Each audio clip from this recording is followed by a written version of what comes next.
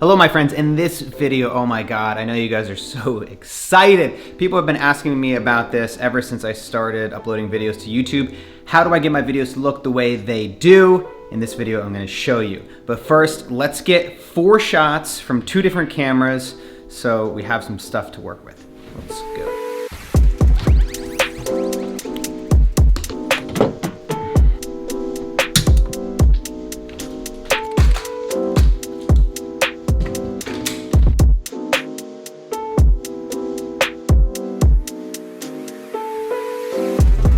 All right, so originally I had planned on actually shooting 4 completely original shots today, but I'm just not that creative.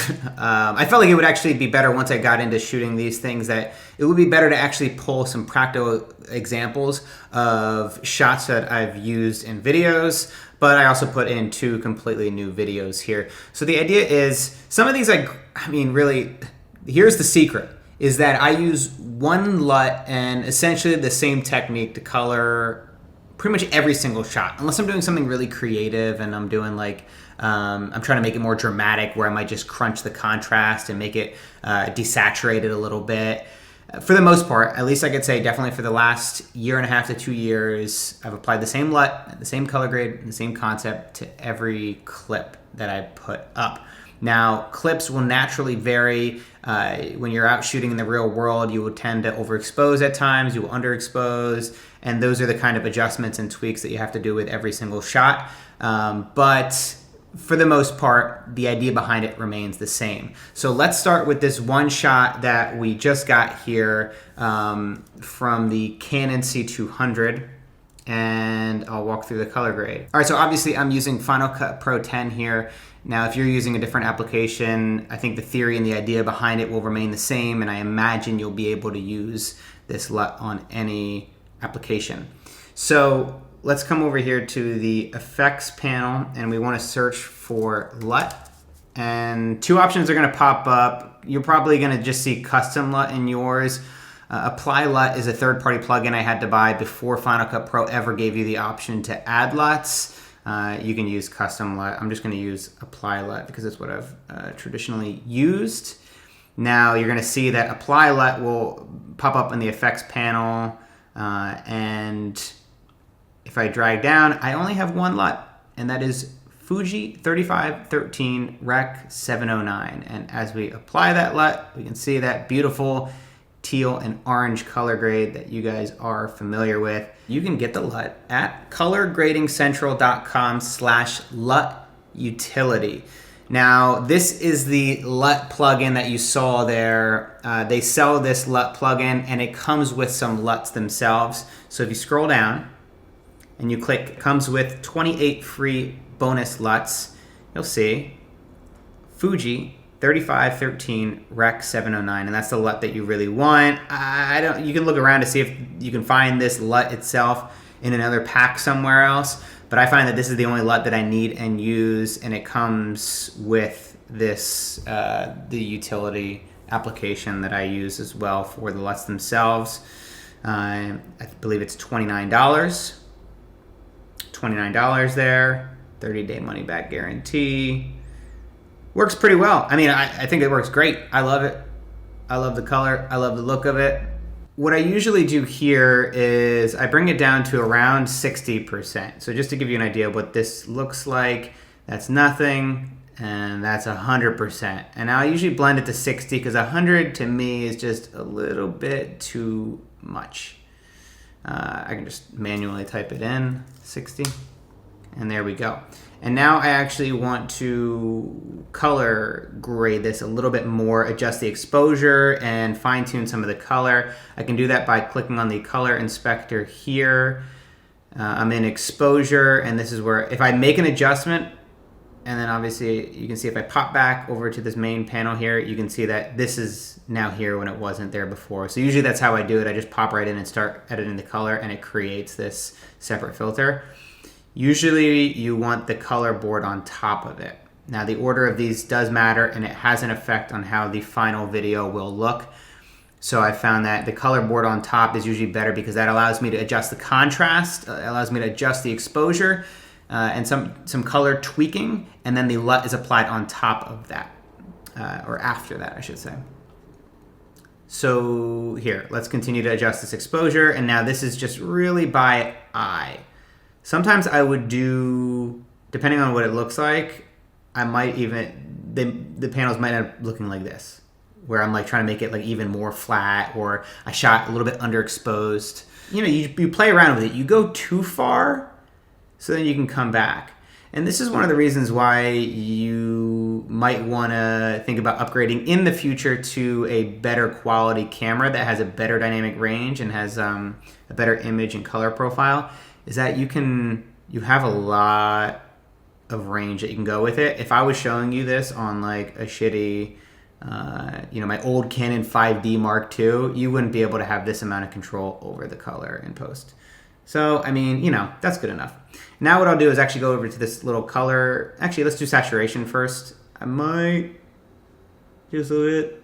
This is the master one on the left here.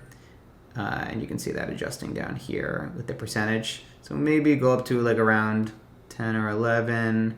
A lot of times I'm like raising the mid-tones, which is usually where skin color lies. So that'll adjust just the skin color of the rock here without really affecting too much else. And again, you can see where you want to be if you drag it to the extreme. And you're like, okay, actually, you know what? Maybe we can have a little bit more color here. And that looks okay. And now the color itself. So I want to hold the Option key, and this will move the dials around much slower. And that way you can really fine tune exactly where you want to go. I really just do this by eye. And for me, if you look at the original image, it looks a little bit blue, especially in the highlights. So maybe we can adjust that a little bit. Yeah, just a little bit. Get some of that blue out. And then you can just, again, guys, this is a lot of experimenting. A lot of just playing around to see what feels good and looks good. Now we can see all of our effects before and after. That's the totally flat image, and that's the colored image.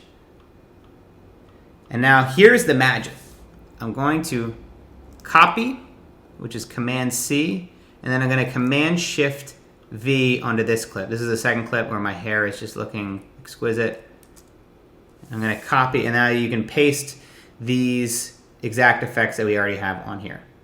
And there we go. It's already on there. And now you can see there's obviously some things that we want to change about this, but really it's all going to be in the color board. I'll start out with the exposure, and it just seems a little bit too contrasty for me. I'm going to bring up this a little bit. I kind of, with this image, I kind of like the flatter look. I think it looks better than, just because I think the image itself as it was captured wasn't that really well composed. The lighting isn't very great on this, so I think just going with a flatter look works well. Let's see what happens when we completely reset the color here. Now you can see it's very orange and teal, and I kind of like the new color that I have going on here. Let me see if maybe we can bring back some of this. Not a science. I don't stray too far from the median line. I'm not bringing this all the way down here and getting crazy. Just a little bit of touching up to make sure I'm happy with it and it looks good. And there, we got that shot.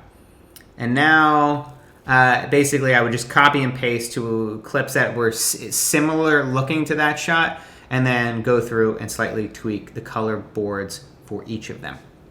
Now, let's go to this shot. This is from the podcast with TK Coleman. And this is shot with Sony a7S II in S-Log. So completely flat. So if I paste that color effect on there, it actually does a pretty good job of matching up, to be honest. But usually have a little bit more contrast on this. I think we want to reset the color here. Yeah. I'm noticing some blue in his face. So, if we go down on it just a little bit. These cameras themselves, they don't have as much It's obviously not as good as a Canon C200, but it works pretty well. Let's just go even more.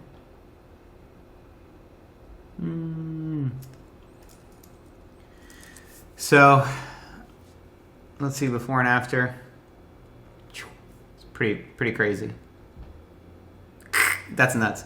I love that. That's my favorite thing. And then the greatest thing about this is that when I have, I've done 100 podcast episodes, and all of them pretty much in a very similar or the same setup. I just copy and paste from one episode to the next, and it makes the process so much easier and so much quicker.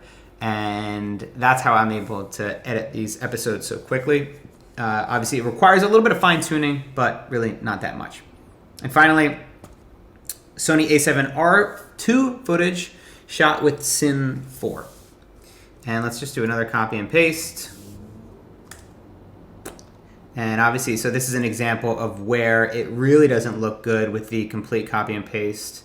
We'll go into the color board, and we will, let's just reset this back to the beginning. It's still looking kind of crazy.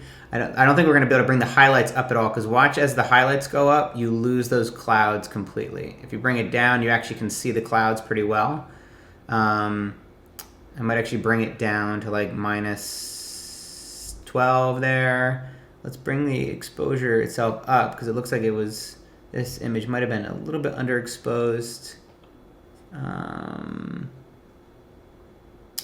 Looks very orange to me, and that might be coming just from the LUT. Now, see, that's a LUT at 100%. That's crazy.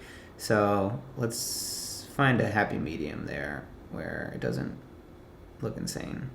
So I think there is pretty good at 50%. So we took 10% off, and then we can go back to the exposure. Play around with it some more. Let's see if we can adjust the color a little bit.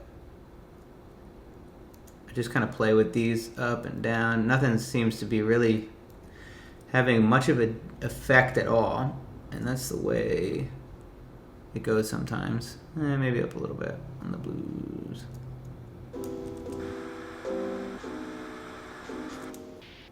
Looks all right. Sometimes you can swap these around. Might give it a different look. That absolutely did nothing. But anyway, there's your before and after. That's pretty much it. I mean, I hope that made sense. I hope this wasn't super fucking confusing to understand. If you guys have a little bit of a grasp of Final Cut Pro, I'm sure this is going to be a little bit easier. If you have no idea what Final Cut Pro is, if you've never used it before, this is just going to look like a totally different language to you. And for that, I apologize. But yeah, thank you guys for watching, and I'll have more tutorials like this coming soon. But before that, I want to get into some more lifestyle design. Let's talk about minimalism. Let's talk about habit change, routines, and all that good stuff. See you guys then.